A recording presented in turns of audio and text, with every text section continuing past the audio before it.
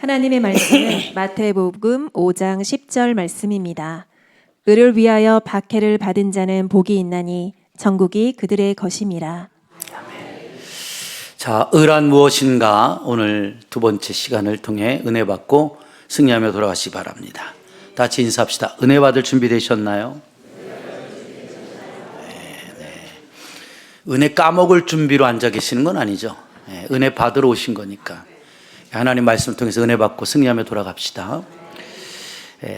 여러분, 오늘은 제가 이제 성경 말씀을 통해서 성경 지식, 또 여러분들이 알아야 될 말씀의 교육을 좀 전하려고 해요. 조금 딱딱할 수 있지만 그래도 졸지 마시고 잘 듣고 배우셔야죠. 성경에 이런 말이 있어요. 하나님을 알되 힘써하라 그랬어요. 우리가 교회 다니는 것은 하나님 알로 나오는 거예요. 하나님 알다. 그래서 이게 하나님을 알다라는 말은 히브리 말로 야다라고 얘기를 해요. 이걸 한국말로 번역하면 경험하다라는 뜻이에요. 그러니까 교회를 다니면서 하나님을 경험하지 못하는 사람들이 너무 많아요. 여러분들이 때로는 목사님 말씀 듣고 목사님 오늘 설교에 참 은혜 많이 받았어요 라는 것은 목사님 말에 감동을 받는 게 아니라 그 하나님의 말씀을 통해 내가 경험되어지는 거예요. 그 은혜가 무엇이고 또 죄가 무엇이고 이런 것들이 전혀 알지 못했던 내가 그 말씀을 통해 깨달아가는 거죠. 그런데 보세요. 아는 게 중요한데 성경은 또 우리에게 이렇게 말해요. 너가 그 아는 것으로 인하여 망할 것이다. 이게 무슨 소리예요? 사람이 몰라서 망하는 경우는 있죠. 근데 거꾸로 알아도 망한대요. 그래서 아는 것을 제대로 알아야 되는데 설 아는 거예요. 그렇죠? 그러니까 여러분들이 왜 전문가의 그 위치에서 많은 연봉을 받습니까? 자, 기술이면 기술, 또 과학이면 과학, 예술이면 예술. 거기서 전문가는 굉장히 많이 아는 거예요. 맞죠? 그래서 그 대우를 받는 거예요. 근데 내가 그것을 전문적으로 공부하지 않고요. 뭐 몇 개 정도 경험한 걸 가지고 마치 다 아는 것처럼 이야기하면 돼요? 안 돼요? 안 되죠? 그러니까 이게 설 아는 거라고요. 하나님 말씀도요. 설 아는 사람들을 성경이 말해요. 그것이 너희를 삼킨다고 그랬어요. 그게 교만이 되는 거예요. 그래서 사도 바울은 고린도 교회에 가서 복음을 전할 때 그 10장을 통해 이렇게 얘기하신 거예요. 너희들이 하나님을 아는 지식과 또 하나님을 알므로 체험했던 그 높아진 것들 이런 또한 세상적으로 무장했던 이론들이 너희들의 머릿속에 견고한 진이 되어 하나님의 은혜의 자리로 나아가지 못하며 그 말씀을 듣지 못하게 하는 원인이 된다는 것이에요. 그러니까 우리가 속된 시쳇말로 이렇게 말하죠. 아유, 쥐꼬리만큼도 모르는 게 말이야. 사람들이 그러잖아요. 여러분들 그 말 많이 썼죠. 그리고 또 이렇게 말해 애들 그래. 야, 개뿔도 모르는 게 말이야. 한번 해볼래? 개뿔도 모르면서. 근데 저는 개뿔 몰라요. 개에는 뿔이 없더라고요. 그러니까 그게 말도 안 된다 이 얘기죠. 근데 여러분들 동물에 보면 그 염소뿔 보셨어요? 이게 크지도 않아요. 요만큼이에요, 요만큼. 근데 그 염소뿔 달고 염소가 제가 그랬잖아요. 높은 곳이 있으면 염소는 항상 발을 올려요. 그리고 수염이 은혜롭게 난 것도 아니에요. 요만큼 나가지고 눈도 말이에요. 이건 뜬 것도 아니고 안 뜬 것도 아니에요. 염소 안 보셨어요? 봤죠? 그리고 딱 그래. 이래요. 이래요. 그래서 성경에는 양과 염소로 구분한 거예요. 양은 항상 머리를 고추 세우지 않아요. 항상 낮아요. 제가 이 스포츠를 좋아하니까 세계적으로 유명한 메시라든지 호날두라든지 이런 세계적 스트라이커 굉장히 손흥민도 마찬가지예요. 그 스트라이커들의 공통점이 뭔 줄 알아요? 목이요 다 거북목이에요. 이렇게 뒤에서 찍으면 목이 다 이렇게 돼 있어요. 그게 왜 그러냐? 이게 신체적으로 잘못된 게 아니고요. 어려서부터 이 축구를 배우다 보면 볼 트리핑을 해야 하잖아요. 그래서 공을 집중하고 이걸 발로, 양발로 치고 나가서 공만 보고 평생을 살았기 때문에 목이 이렇게 된 거예요. 그러니까 자기의 어떤 신체적인 조건과 바꾼 거예요. 집중한다는 거죠. 그러니까 하나님 말씀도요, 똑바로 집중해야 사람이 겸손해져요. 따라합시다. 설 알면 교만해지고요. 제대로 알면 겸손해진다. 그래서 선무당이 다 아시네요. 오늘 뭐 설교 다 끝났네. 자, 그래서 하나님을 바로 알아야 돼요.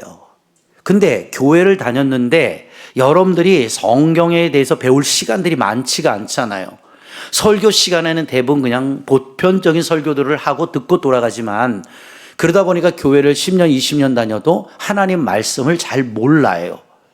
성경도 안 읽고요. 그러니까 신앙생활이 하나님의 어떻게 돼요? 법대로 살아야 돼라고 말하지만 법대로 살지 못하는 우리들의 모습이 성경 속에서 노출되어 가고 있거든요.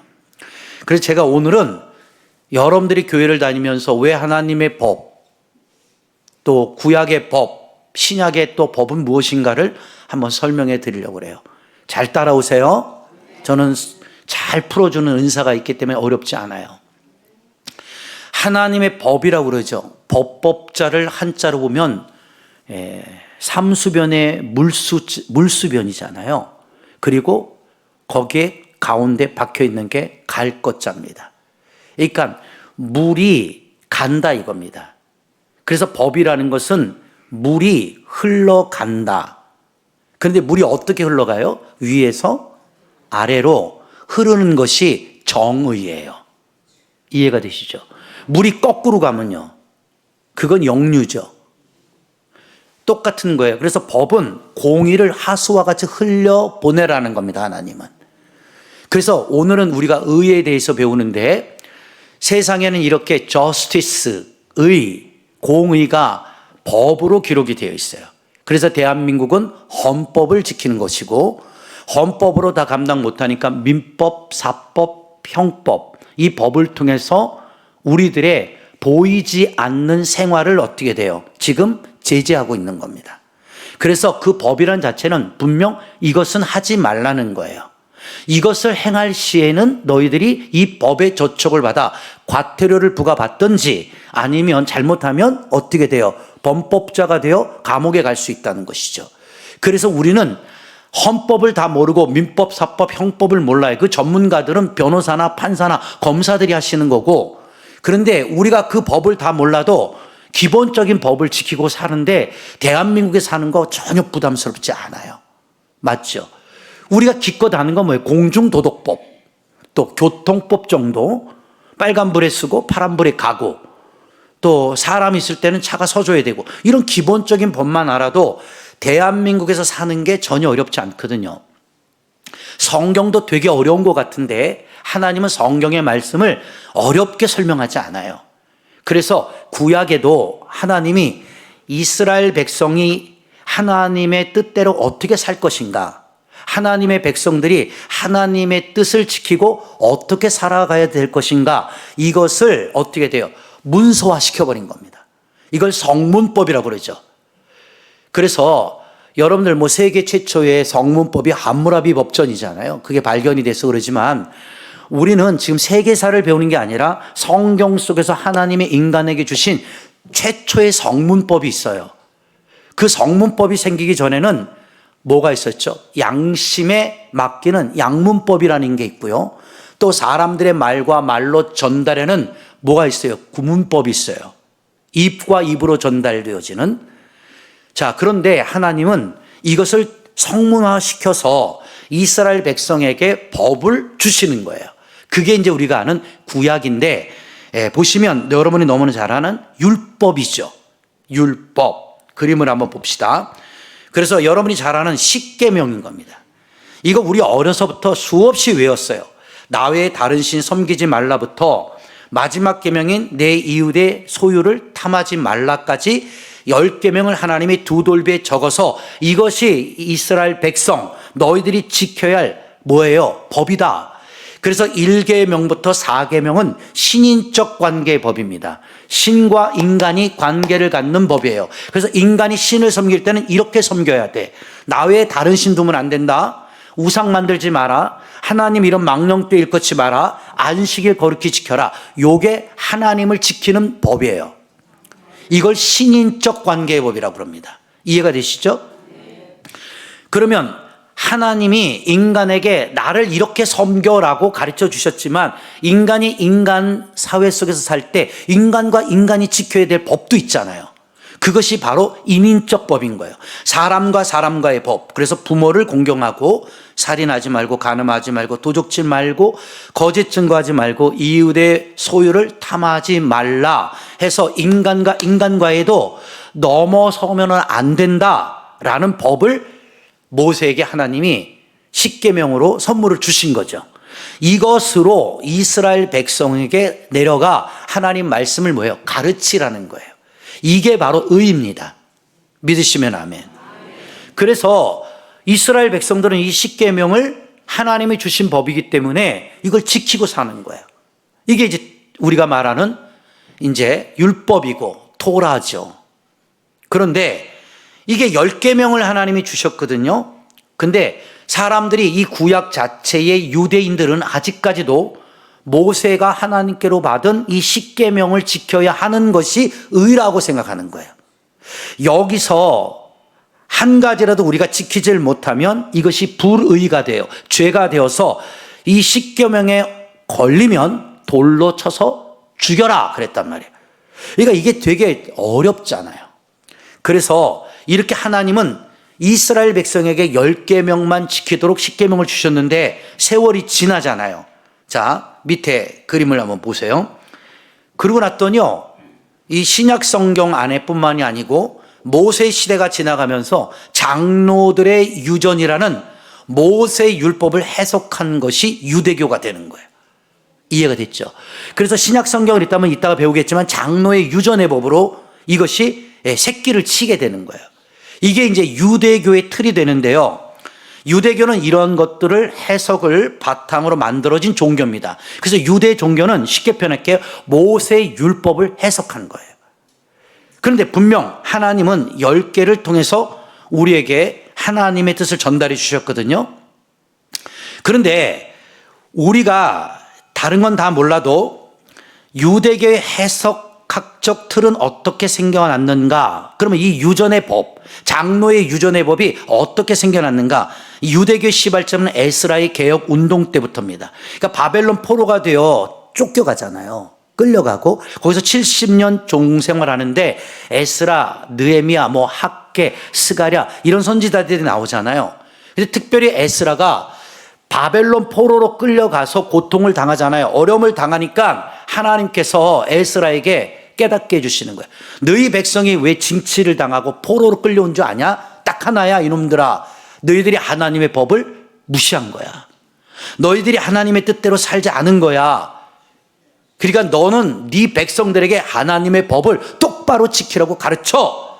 이게 이제 에스라의 어떻게 된 사명이 된 겁니다. 그래서 뭐예요? 개혁이 일어난 거죠. 리폼이 일어난 거예요.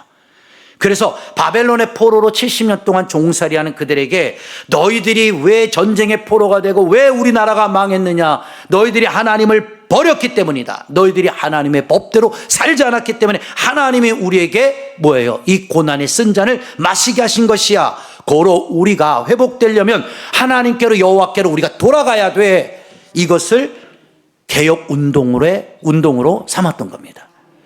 그러니까 오늘도 개혁이 뭔지 알아요? 여러분, 교회의 어떤 썩은 점, 예를 들어볼게요. 어떻게 수정되고 고쳐야 될 점들이 있지요. 그걸 고치는 걸 개혁이라고 해요. 그런데 여러분들의 문제점이 뭐냐면, 예를 들어보는 거예요. 교회에 대해서 수정과 개혁이 필요하다고 느끼는데 왜 본인들은 개혁을 안 하냐고요. 본인들의 그 중심이 썩어버렸잖아요. 하나님을 사랑하는 마음이 식었고 하나님 뜻대로 살지 않고 교만하고 오만하고 불손하고 하나님 말씀의 뜻도 보지도 않으면서 어떻게 개혁을 우리가 외칠 수 있겠냐는 거죠. 진정한 개혁의 시발점은요, 내 자신부터 일어나야 되는 거예요. 내가 하나님의 말씀을 통해서 내 안에서 영적인 개혁, 하나님께로 돌아가고자 하는 거룩한 믿음의 욕망이 이 안에서 불붙지 않으면 여러분들은 그대로 유대인과 같은 종교인이 되는 거예요. 그 유대 종교입니다. 기독교도 종교죠. 하나님이 성경 66권에 보세요. 어디 기독교인으로 살라고 하는 말이 있는가? 그래서 우리가 이것을 지키지 못하니까 세상 사람들이 기독교를 비하해서 개독교라고 그러는 거예요. 그걸 누가 만들었어요? 목사가요? 아니요. 교회 껍데기가요? 아니요. 우리 예수를 믿는 사람들이 그렇게 만든 거예요. 그러니까 가장 시급한 개혁의 칼날, 그 시발점은 어디서부터 시작돼요? 나 자신에게서부터 시작이 돼야 되는 거예요. 하나님의 나라는 나로부터 시작되어지는 거예요.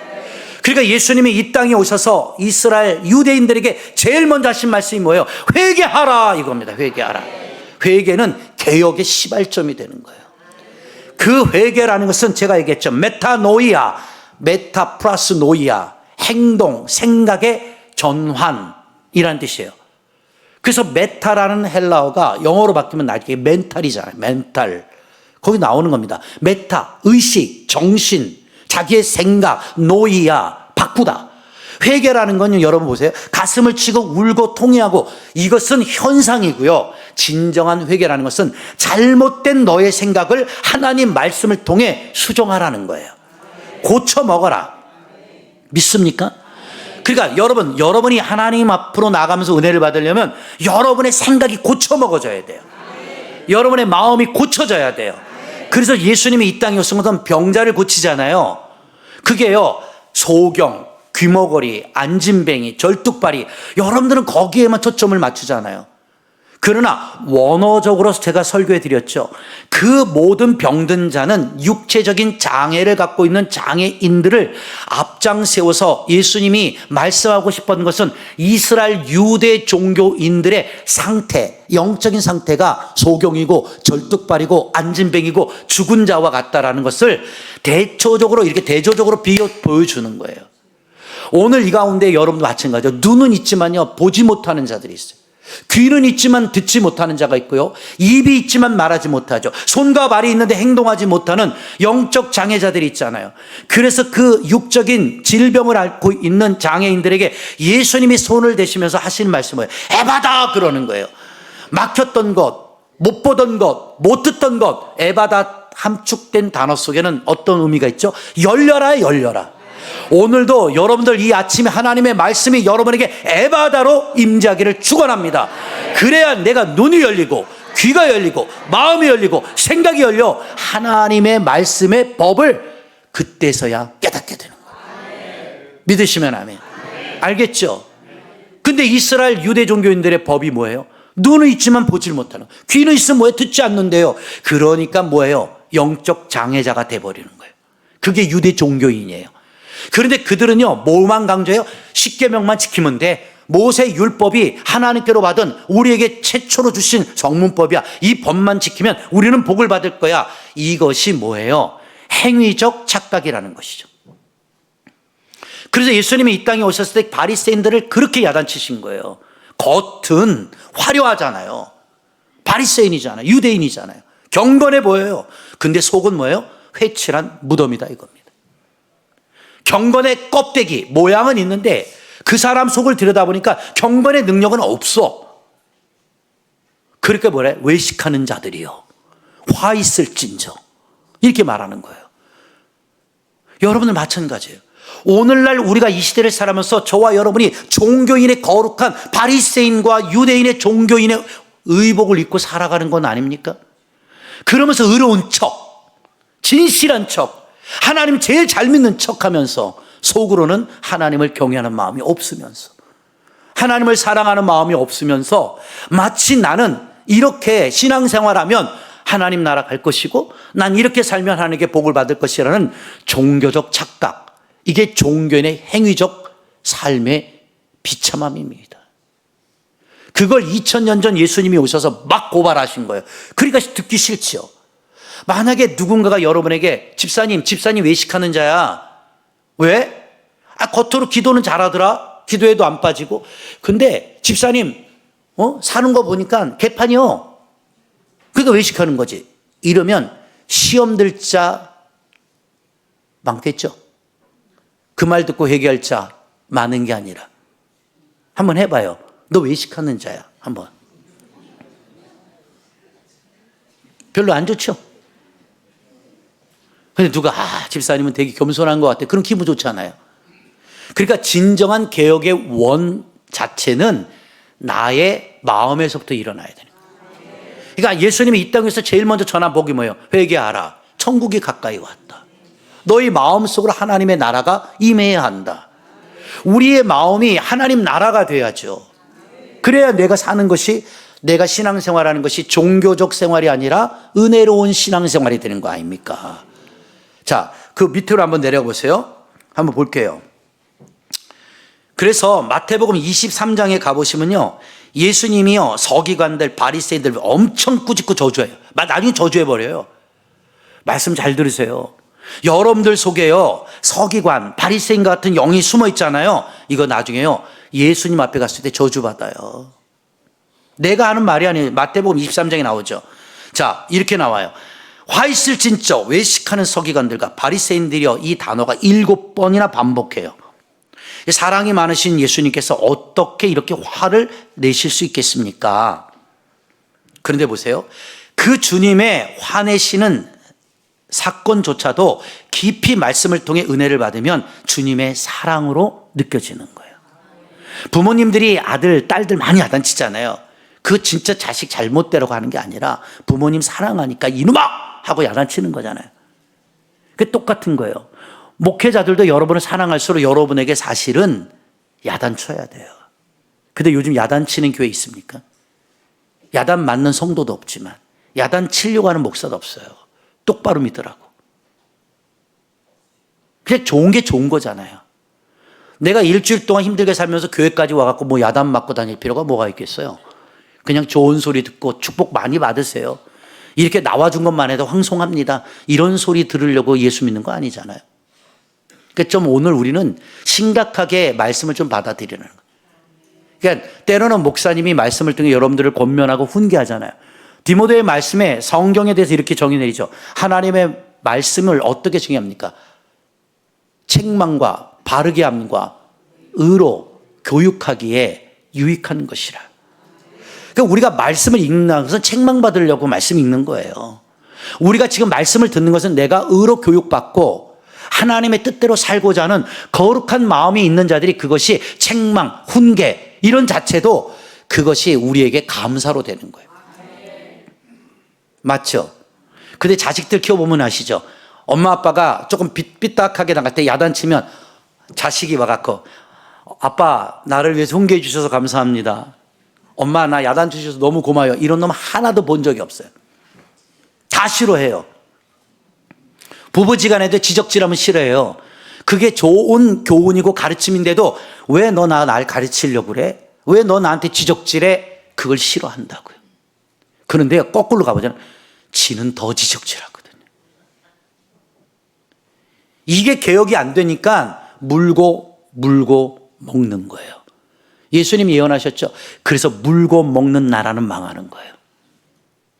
대한민국이 잘 되려면요 정치적으로 자꾸 물고 먹지 마세요. 기도하세요. 그게 우리의 특권입니다. 물고 먹으면 망해요. 교인들 간에도 내 마음이 안 맞는다고 물고 먹지 마세요. 그거 하나님 다 보고 있어요. 물고 먹는 사람 쳐놓고요 행복한 사람 못 봤어요. 맞아요, 안 맞아요? 그걸 여러분 부부지간에도 이렇게 해요. 야, 너는 내가 말하면 자꾸 말꼬리 잡더라.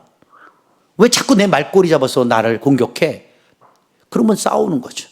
그런 가정이 행복하겠습니까? 교회가 행복하는 건요 껍데기는 그냥 가만두면 행복해요. 왜? 이 건물들이 싸우는 건 아니니까.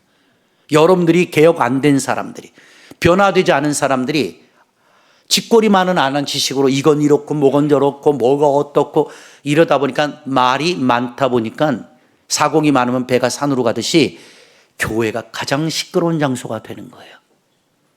근데 여러분들이 개혁화가 돼서 여러분의 입에서 나오는 말이 무조건 감사합니다, 감사합니다, 할렐루야, 축복합니다, 이 말이 나온다면 여기가 전쟁터일까요? 평화의 상징이 될까요? 물어보나만 하죠. 그리고 예루살렘이라는 뜻이 뭐예요? 예루샬렘. 이게 히브리 말로는 비루샬렘이에요.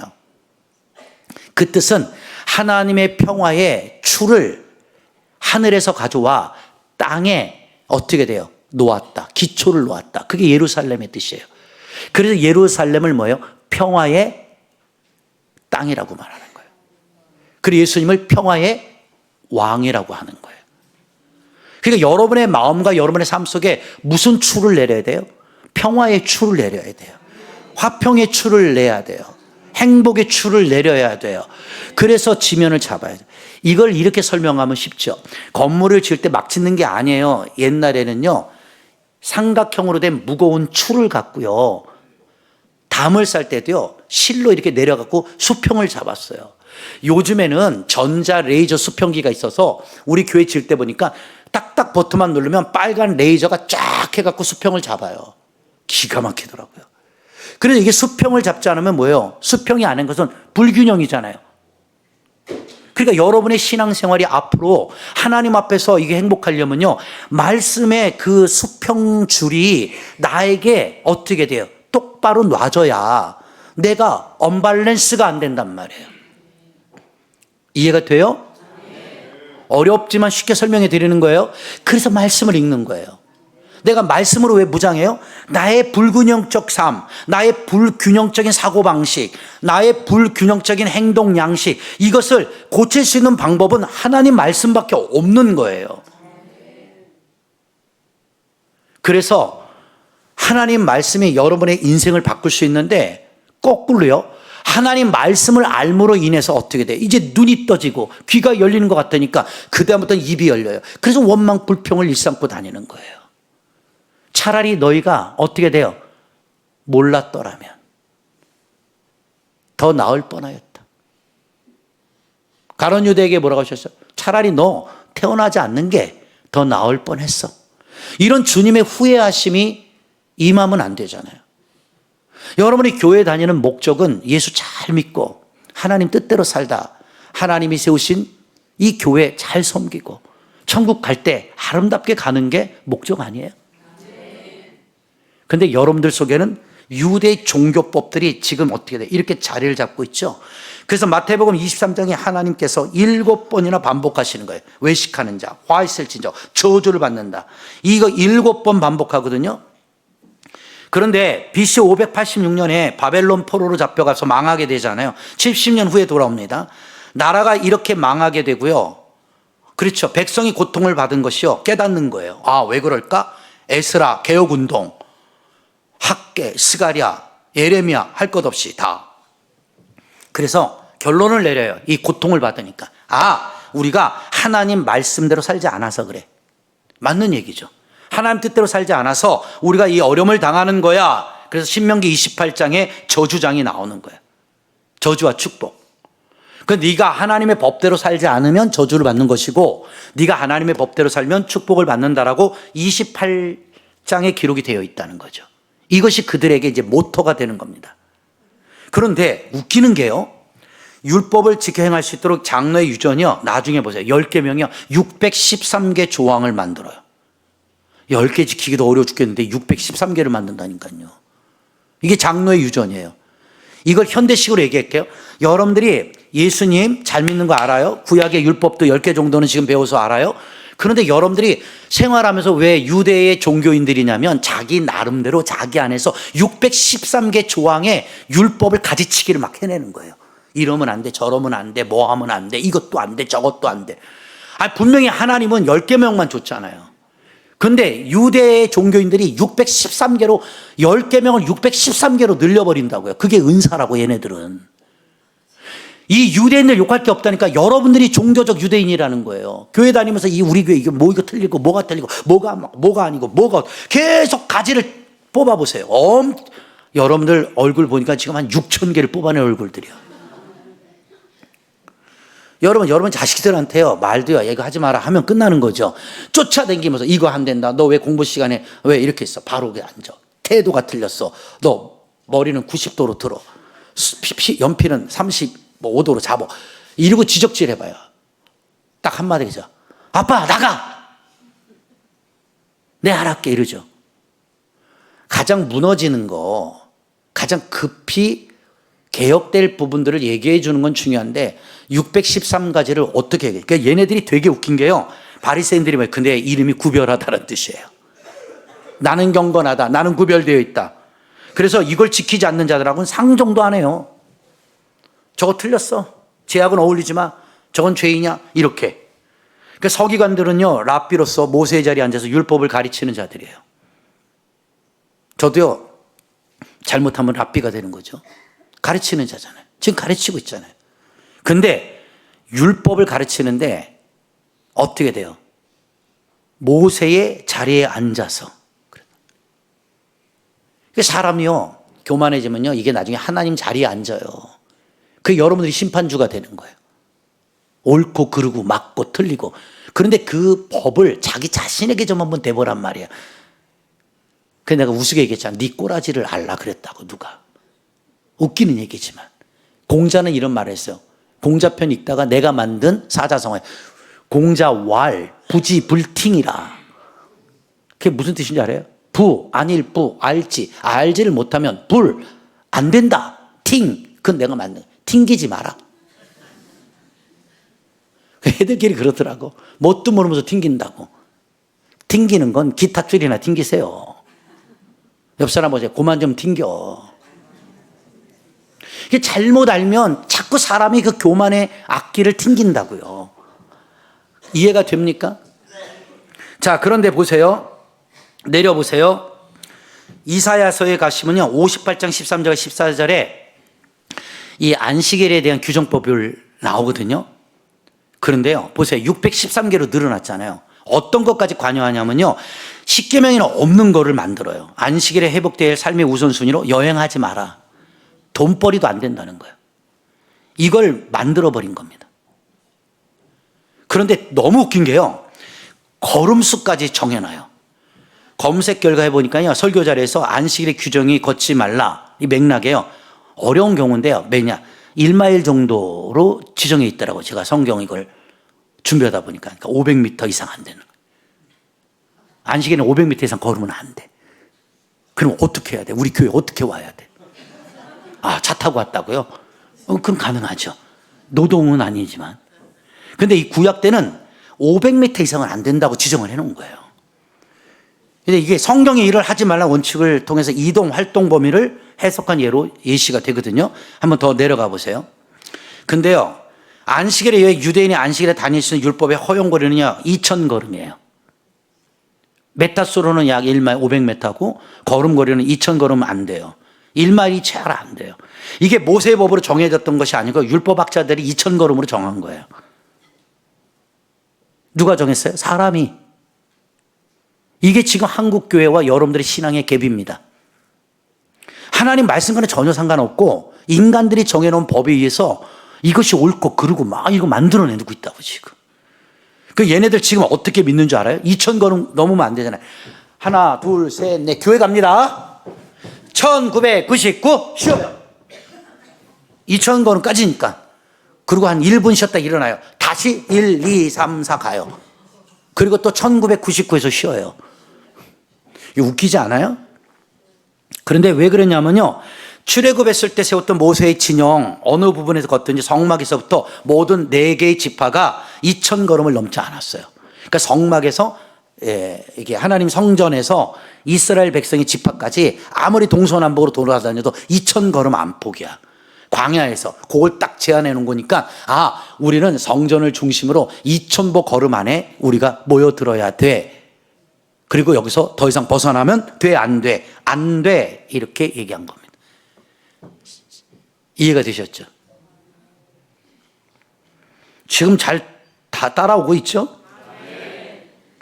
그래서 민수기 35장 5절에 레위에게 주는 들도요, 성을 중앙에 두고요, 성박 사방으로 2000규빗이 되었던 사실을 고려해 볼 수가 있어요.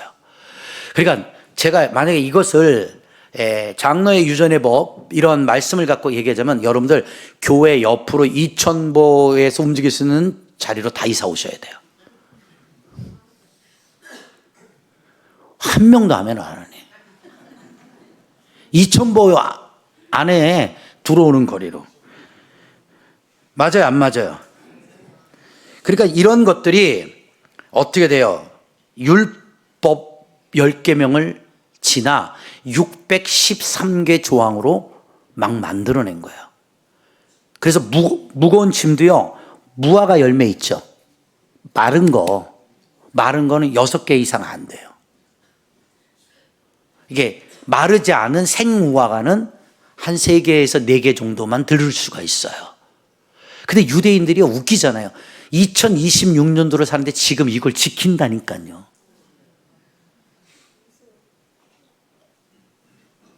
그러니까 유대인들이 여러분을 볼 때 뭐야? 아까 그랬죠? 상종하지 말아야 될 개, 돼지 같은 이방인들인 거예요.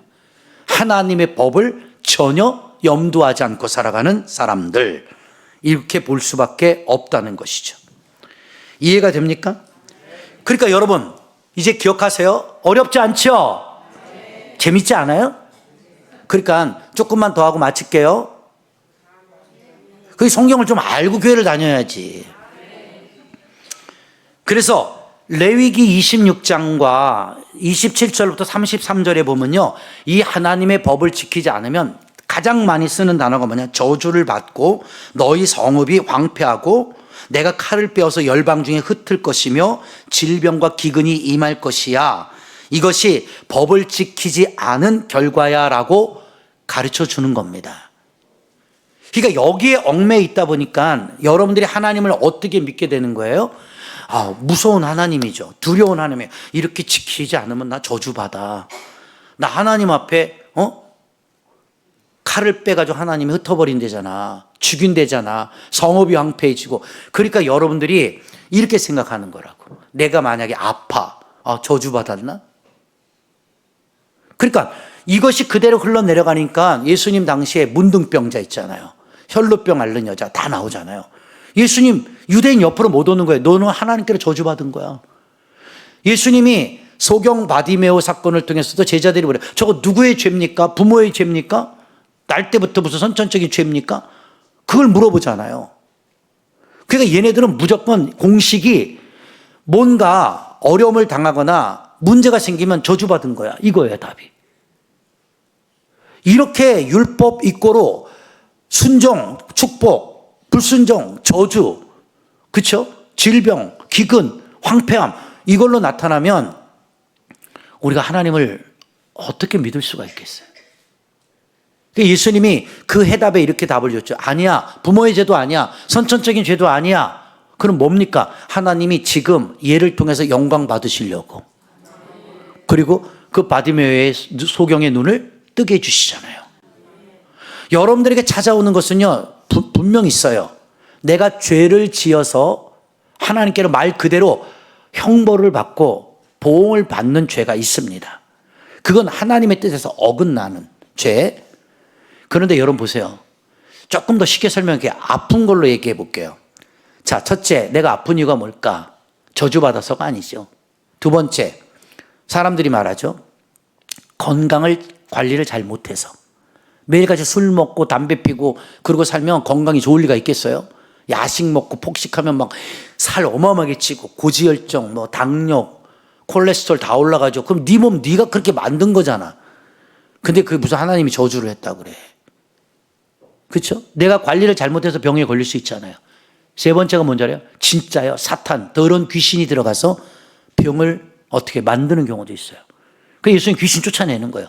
그랬더니 정신병자가 돌아오는 거예요. 죽은 자가 때로는 살아나기도 하고. 그런데 이렇게 보면은 원인이 있단 말이에요. 그러면 우리가 이 모든 것을 율법적 기능을 갖고 저렇게 하면 저주받은 거야.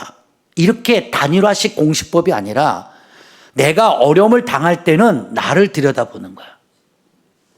그리고 하나님 말씀에 그쵸 은혜로 나를 체크해 봐야 되는 거야. 나에게 왜 이 어려움이 안 나? 첫째, 나를 겸손하게 하시려고 하는 거구나. 이렇게 깨달을 수도 있고. 두 번째, 이 고난을 통해서 하나님이 나를 새롭게 하여 더 큰 은혜의 자리로 나가게 하시기 위한 하나님의 계획이 있으신가 보다. 뭐 이렇게 생각할 수 있잖아요. 근데 그것이 안 되고 여러분 마음대로 안 되면 무조건 다 하나님 앞에 저주받은 거냔 말이야. 아니잖아요. 이해가 됩니까? 그러니까 오늘날 여러분이 교회 나와서 지금 예배 드리고 있죠? 아, 오늘 교회 안 가면 저주받을 거야. 이런 마음으로 교회 나오십니까? 그거 잘못된 거예요.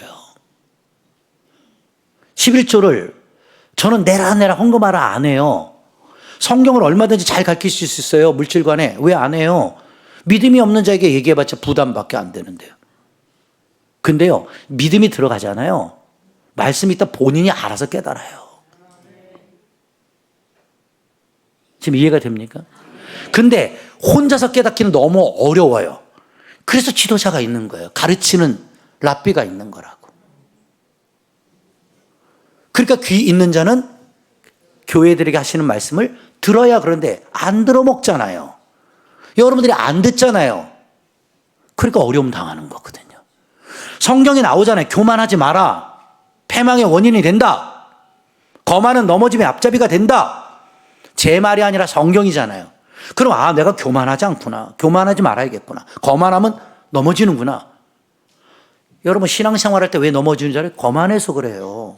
성경대로 풀어드리는 거예요. 내가 교만하면요 사람이요 아나무인 돼요. 위아래도 없어요. 이렇게 율법적인 성향으로 무장이 되어버렸죠. 그게 유대 종교예요. 그러니까 이들은 그렇게 생각해요. 율법을 지키지 않을 때 하나님께서 그 벌을 7배씩 더하다가 마지막에 내리는 벌이 열방 중에서 흩어버리는 거예요. 그게 바벨론 포로였다라는 거죠. 이렇게 결론을 내리는 거예요. 유대인들이. 그래서 우리가 열방 중에서 흩어진 거야. 왜? 율법을 지키지 않아서. 그런데 웃기죠? 613개를 어떻게 앞으로 지키냐고요. 우리가 10개도 못 지키는데. 그러니까 뭐예요? 우리가 여호와께로 돌아가자라는 말은 신본주의로 돌아가겠다는 의도가 있겠지만 이들의 개념 속에는 율법주의로 가자는 거예요. 우리가 복 받으려면 율법을 지켜야 돼라고 말하는 거죠. 그래서 에스라 이후에요, 율법을 지키기 위해 필사적인 영적 노력이 경주가 시작되기 시작한 겁니다. 이해가 됩니까? 자, 5분만 더 하고 마칠게요. 다음 주에 연결하고요. 그러니까 이것이 세월이 지나잖아요. 유대의 종교법으로. 그러니까 예수님 때 예수님이 뭐라고 야단치는지 한번 성경 찾아볼까요? 그래도 이거는 마가복음 7장 8절 한번 보세요. 마가복음 7장 8절에 보시면 너희가 보세요. 하나님의 계명은 버리고요. 사람의 전통을 지키느니라 이렇게 기록이 되어 있죠. 이르시되 너희가 너희 전통을 지키려고 하나님의 계명을 잘 버린다 이거죠. 이게 뭐예요? 장로의 유전의 법칙, 사람들이 만들어낸 법을 지키려고 그 법 때문에 하나님이 원하시는 본질의 계명, 본질의 법은 어떻게 돼? 버려버리는 거예요. 그래서 모세는요, 예수님 얘기하는 거죠. 부모를 공경하라 하고 아버지 어머니를 모욕하는 자는 죽임을 당하리라 하였거늘 너희는 이르되 사람이 아버지에게나 어머니에게나 말하기를 내가 드려 유익해 갈 것이 고르반 곧 하나님께 드림이 되었다고 하기만 하면 그만이라. 이게 무슨 뜻이냐면요, 이 고르반이라는 단어를 조금 이해해야 되는데 이 얘기예요. 쉽게 표현하면, 자, 하나님께서 모세에게 10계명을 줬어요. 5계명이 내 부모를 공경하라잖아요. 그러니까는 그것을 지켜야 된단 말이에요. 그러니까는 그것을 부모를 공경하고 행하는 것이 하나님이 기뻐하시는 법인데 살다 보니까 이게 이렇게 바뀐 거야. 내가 하나님을 경외하고 하나님을 존경하다 보니 쉽게 표현할게, 내 부모에게 더 이상 드릴 돈이 없어요. 그래서 제가 못하는 거예요. 나는 하나님께 먼저 드렸기 때문에 나는 더 이상 부모에게 할 이유가 없어요. 이렇게 얘기하는 거라. 이해가 됩니까? 내가 드려 유익하게 할 것이 고르반 하나님께 드림이 됐다 이거. 그러니까 이게 뭐냐? 내가 부모님한테 나눠드려야 될 돈을 하나님 앞에 드렸기 때문에 그만이라는 거예요. 그만. 안 줘도 된다 이 얘기야. 맞아요, 안 맞아요? 이렇게 돼 있다는 거예요.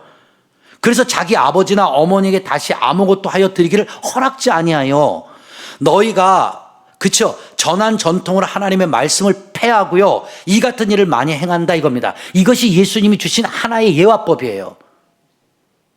그러니까 여러분들 봐봐요. 안식일도 거룩히 지키라 그랬잖아요.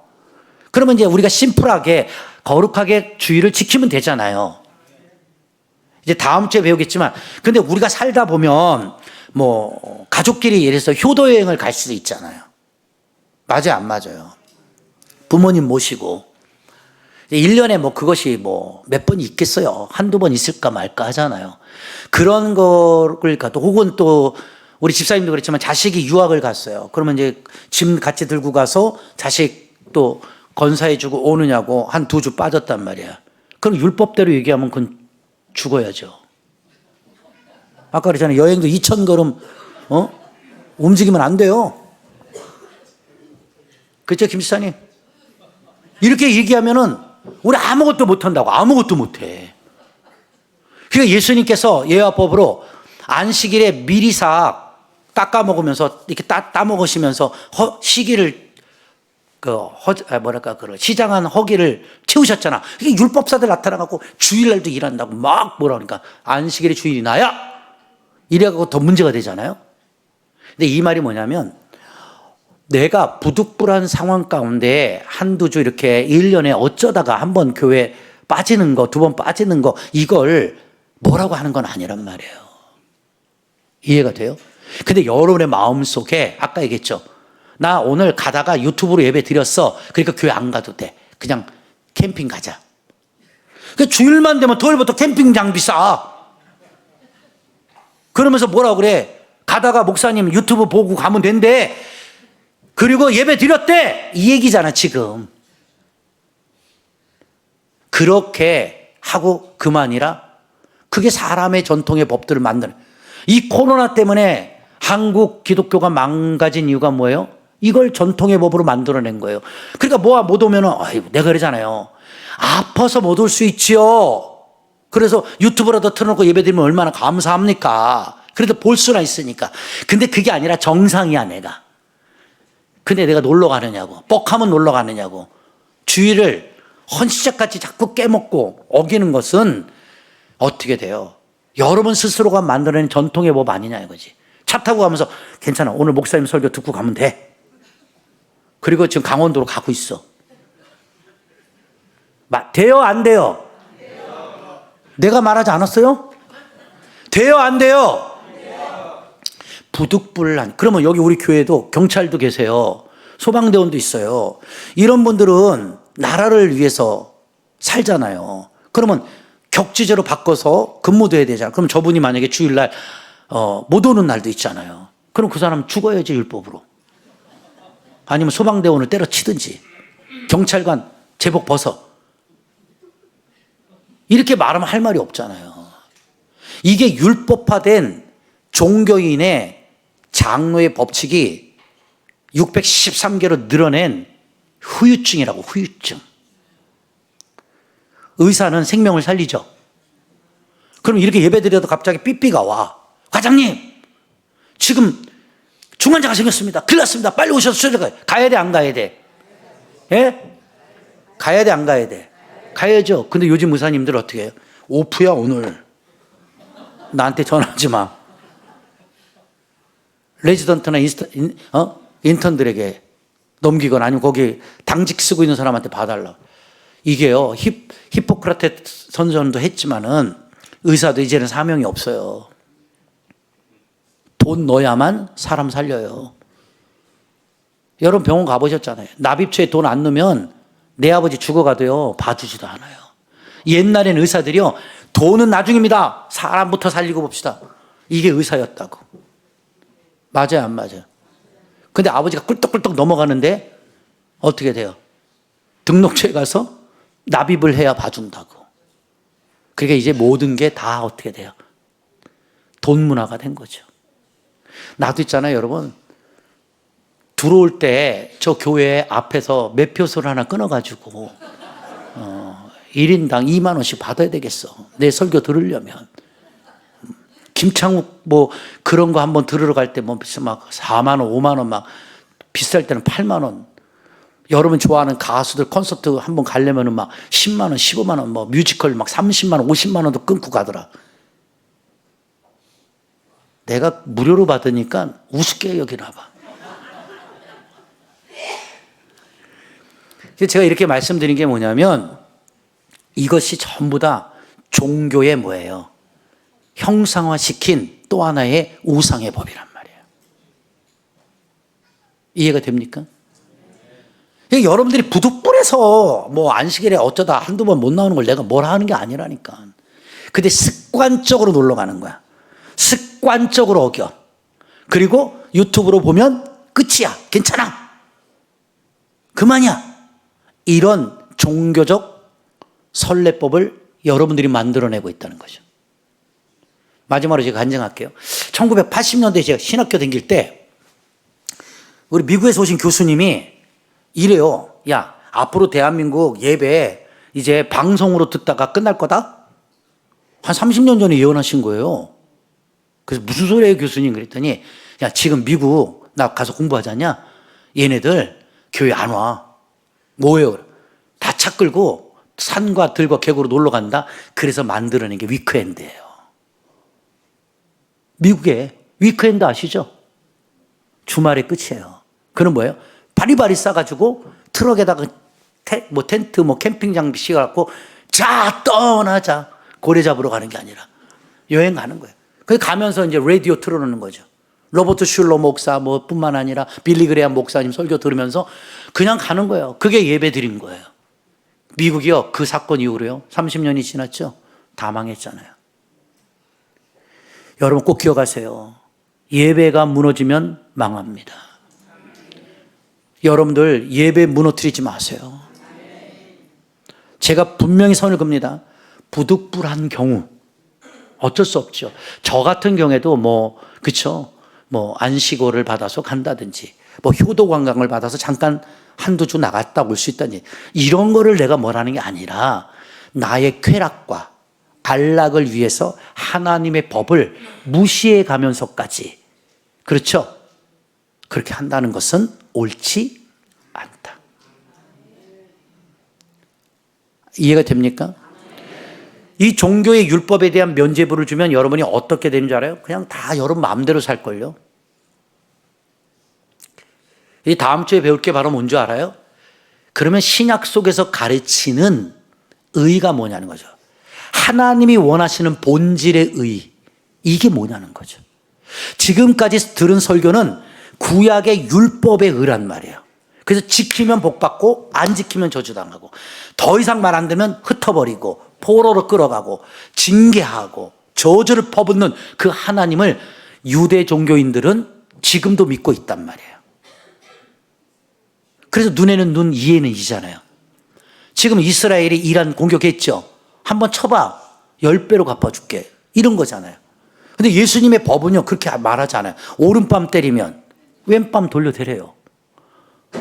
그 사람이 오리를 가자 하면은 심리를 가지고, 겉옷을 달라 하면 속옷도 벗어주어라. 이게 예수님의 의의 법이라고. 그러니까 유대인들이 가르치는 종교의 율법과 예수님이 말씀하시는 의의 복음의 법과는 하늘과 땅 차이에 갭이 있단 말이에요. 이해가 됩니까? 그 마지막으로 부탁할게요. 예수님이 십자가에서 왜 죽으셨어요? 우리를 죄에서 구원하시려고. 그 말이 뭐예요? 우리는 죄인이잖아요. 율법으로 따지면 우리는요, 죄인이에요. 지금도 죄인이고요. 마찬가지요. 그러니까 모든 사람이 죄를 범하여 하나님의 영광에 이르지 못했죠. 근데 그 죄인을 구원하러 오셨다는 거죠. 그게 예수예요. 그 예수님만 믿으면 모든 죄 사해 주신대. 용서해 주신대. 그럼 그걸 끝납니까? 그게 아니라 요한복음 8장에 가면 율법에 걸린 간음한 현장 여자가 나와. 돌을 다 들어가고 다 죽이려고 그래. 이 여자가 지금 간음하다 잡혔습니다. 이거 다 죽여야죠. 율법으로는 죽여야죠. 간음하지 말라고 했으니까 7계명에. 그런데 예수님이 고민하시잖아요. 그리고 땅에다 뭘 쓰신지는 난 몰라. 그냥 대부분 신명기의 말씀을 썼을 것이라고 추측하는 학자들이 많아. 근데 중요한 건 이렇게, 그래? 알았다. 그러면 죄 없는 자가 돌로 한번 쳐봐라. 그러니까 그 살기등등했던 유대인들이 돌을 다 놓고 도망가잖아요. 이게 무슨 그 돌이요, 율법의 돌이에요. 율법의 돌. 여러분들이 지금 그런 율법의 돌을 들고 막 던지려고 하는 거예요, 지금. 교회는 율법의 돌을 가르치는 장소가 되면 안 돼요. 예수님의 복음과 진정한 본질의 의의가 무엇인지를 가르치는 곳이 되어야 된단 말이에요. 제발 권면합니다. 마지막으로 부탁드릴게요. 돌을 내려놓으세요.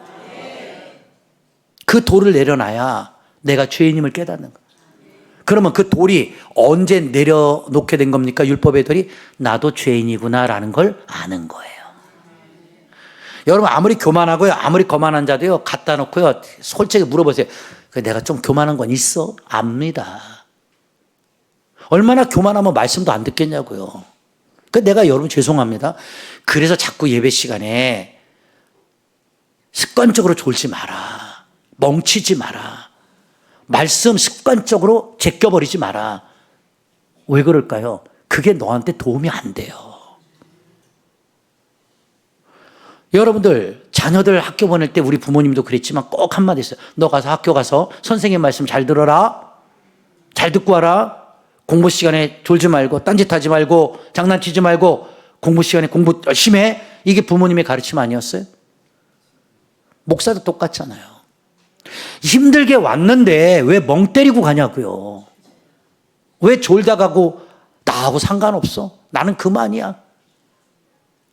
그게 인생이 불쌍한 거예요. 그럼 세계로 중앙교회에서 은혜 못 받고 다른 교회 가서 은혜 받습니까? 받아도 괜찮아요. 저는. 우리 교회만 하나님 계시는 곳 아니니까.